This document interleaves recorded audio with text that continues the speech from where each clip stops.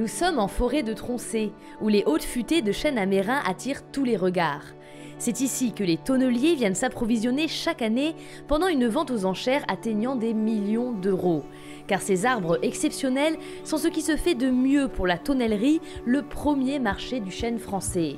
Une valorisation de prestige pour ces arbres qui entament une seconde vie dans une filière de luxe. Ce qu'il faut s'imaginer, c'est que ces grands arbres qu'on récolte là maintenant, derrière, en fait, il y a de l'humain. C'est depuis effectivement des jeunes semis jusqu'aux grandes futaies, tout un ensemble en fait de tâches, de suivi, de protection des plants, d'accompagnement de ces jeunes semis pour que la forêt, en fait, on la retrouve dans cet état qu'on peut juger naturel quelque part. Mais c'est une action de l'homme.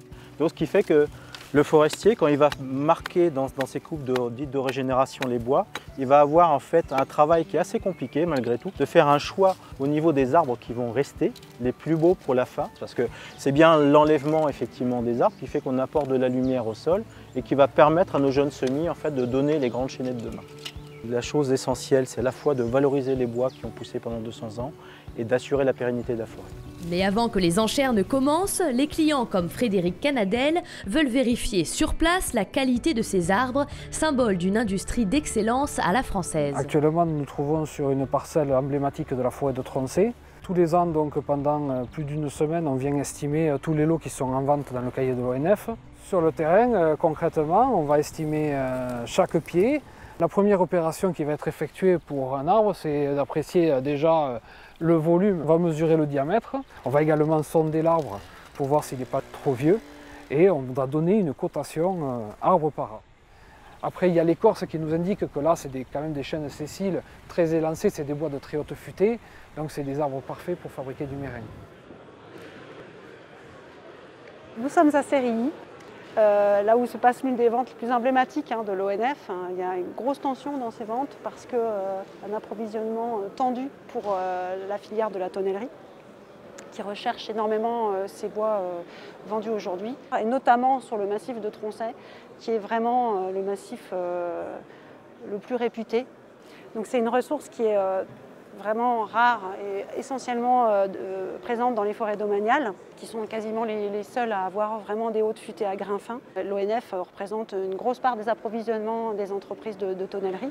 Nous avons donc une grande responsabilité en gestion de cette ressource. Nous, l'objectif, c'est vraiment d'assurer la régularité sur le long terme de cette ressource-là.